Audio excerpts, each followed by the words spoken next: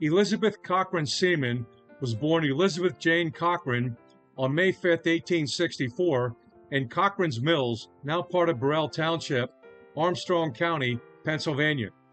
She died on January 27, 1922, in New York City. She is famously known by her pen name, Nellie Bly. She was an American journalist who was internationally known for her world record-breaking trip from November 1889 to January 1890, where she circumnavigated the globe in 72 days. She is credited for ushering in the era of stunt girl reporting, which is a participatory and investigative journalism style, in which she put herself in danger as she worked on an undercover exposé in 1887 after getting herself admitted to a mental institution for women, commonly known as lunatic asylums in those days, to report on its deplorable conditions. She was also instrumental in the expansion of the immersion journalism style, where journalists immerse themselves into a community or a situation and with the people involved so they can experience a story firsthand. As a young girl, Elizabeth had the nickname of Pink because she often wore clothing of that color. When she became a teenager, she felt she was more sophisticated, so she ditched the nickname. In 1879, at the age of 15, she enrolled at Indiana Normal School, now Indiana University of Pennsylvania, to study education with the desire to become a teacher. After only one term, she was forced to drop out because her family could not afford the cost of tuition. In 1880, Elizabeth and her family moved to Allegheny City, Pennsylvania. On an historical note, Allegheny City was once the third largest city in Pennsylvania, but it was annexed by the city of Pittsburgh in 1907. A controversial state law passed in 1906 allowed Pittsburgh to force the annexation in order to expand its tax base, increase its population to rival other U.S. major cities, and gain control of Allegheny City's well-funded and better-managed municipal services. In 1885, Elizabeth read an article in the Pittsburgh Dispatch newspaper titled "What Girls Are Good For," which claimed that girls were principally for having babies and running households. Elizabeth was up in arms about this article and decided to write a response back to the Pittsburgh Dispatch under the alias of Lonely Orphan Girl.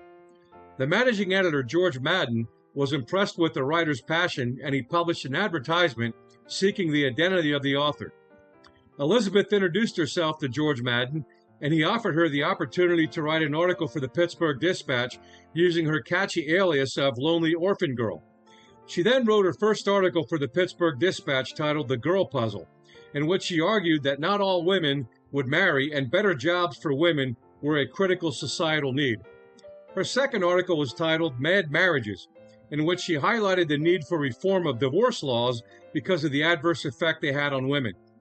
This article was published under her newly conceived pen name of Nellie Bly. Elizabeth chose the name of Nellie Bly after the African-American title character in the popular Stephen Foster song, Nellie Bly.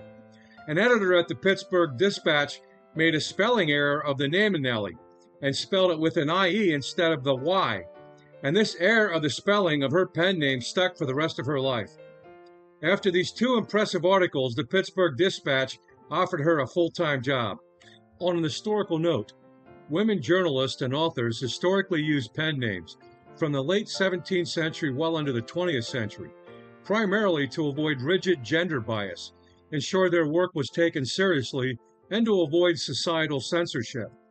Disguising their gender as male or gender-neutral names allowed women to undertake journalism assignments focusing on serious, political, or controversial topics and protect their personal privacy in typically male-dominated careers and industries. Now a full-time journalist for the Pittsburgh Dispatch, Nellie Bly focused on lives of working women and wrote a series of investigative articles focusing on the hardships of female factory workers. Bly went undercover disguised as a poor woman and got hired at a copper cable factory where she observed the poor working conditions that women and children faced in most factories at that time.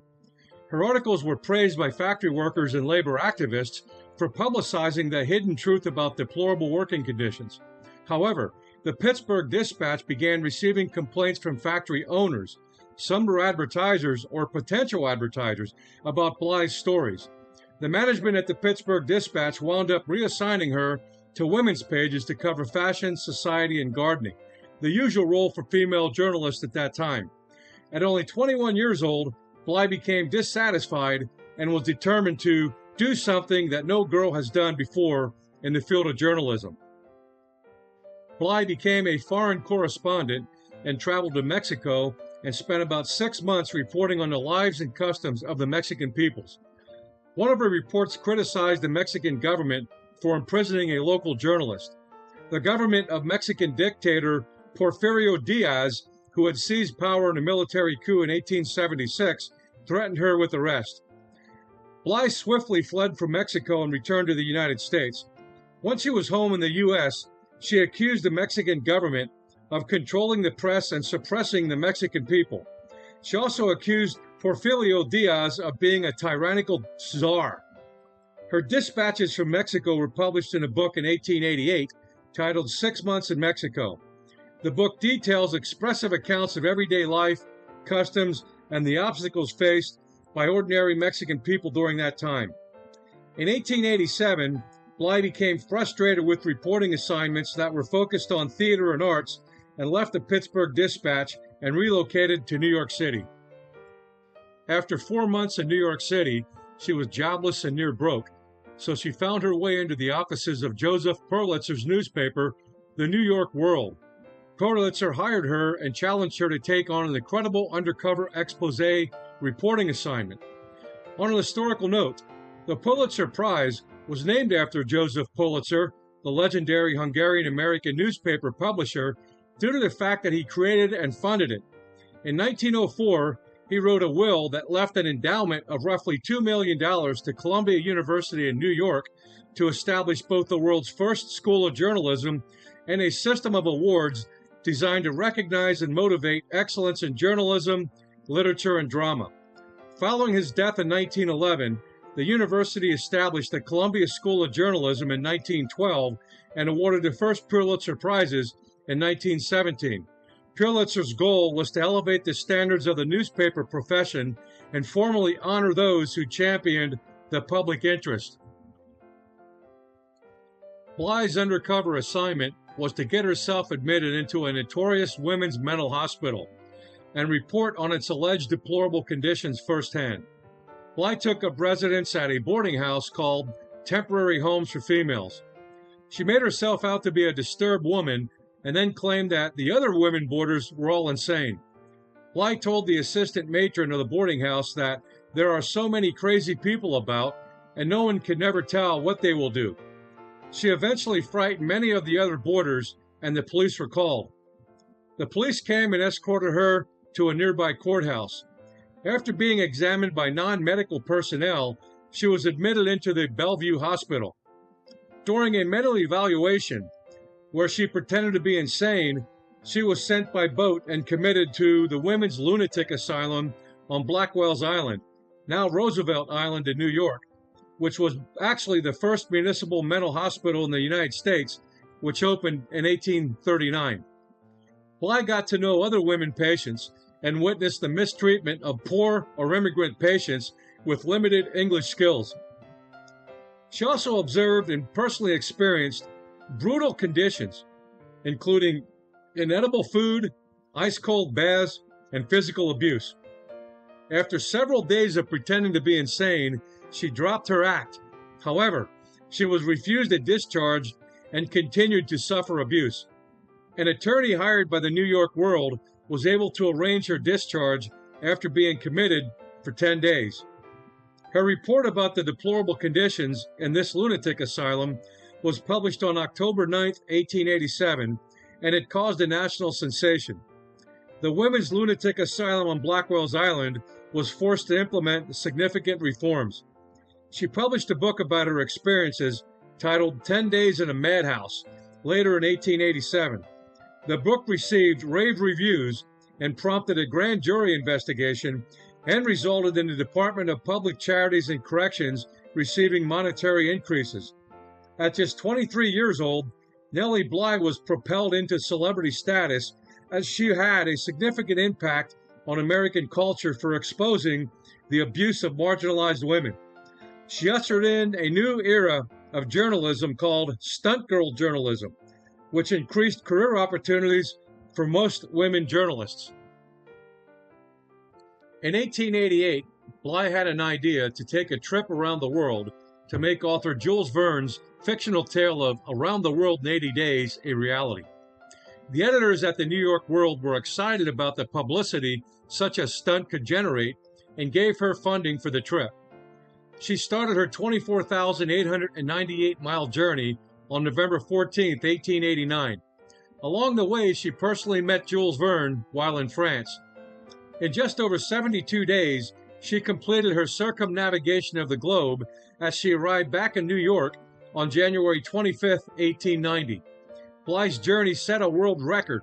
However, it only stood for a few months as American businessman George Francis Train lowered it to 67 days. Bly's journey became a global media phenomenon as the New York World serialized her dispatches, which made her a household name throughout the United States. Bly caught the public's attention as she proved global travel was a thrilling reality and was actually possible by a solo female traveler.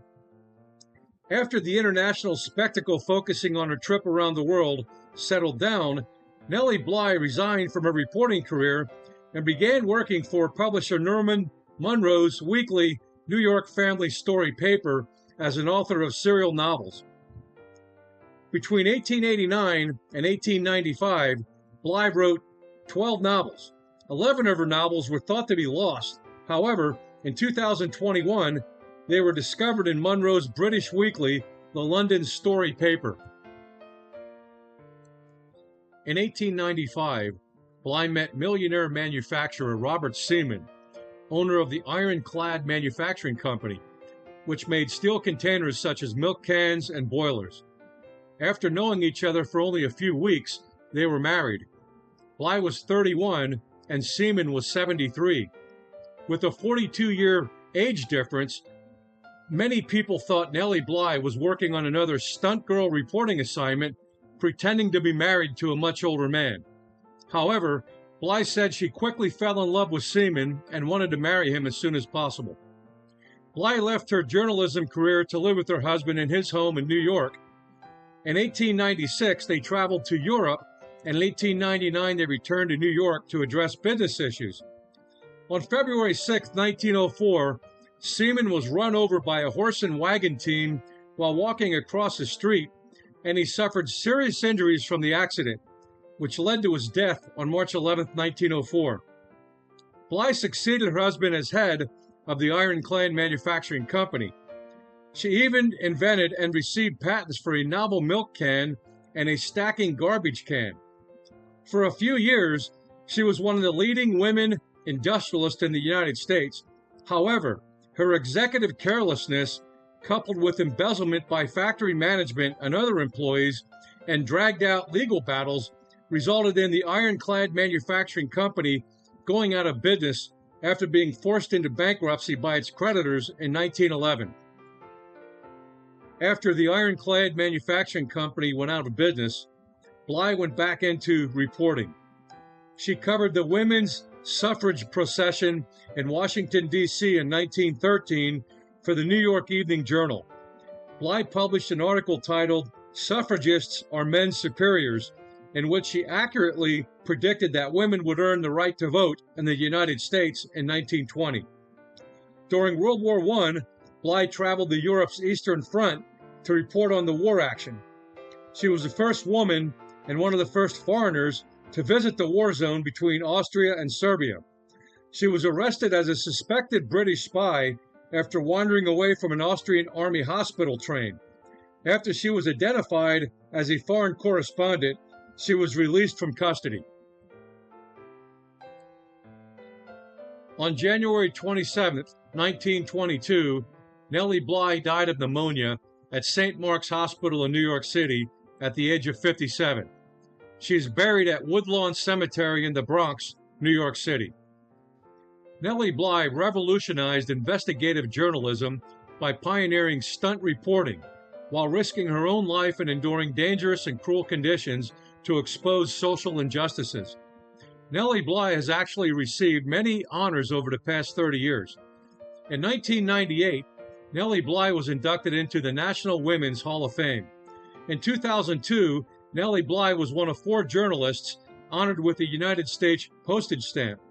Since 2017, the Museum of Political Corruption annually honors journalists with the Nellie Bly Award for investigative reporting.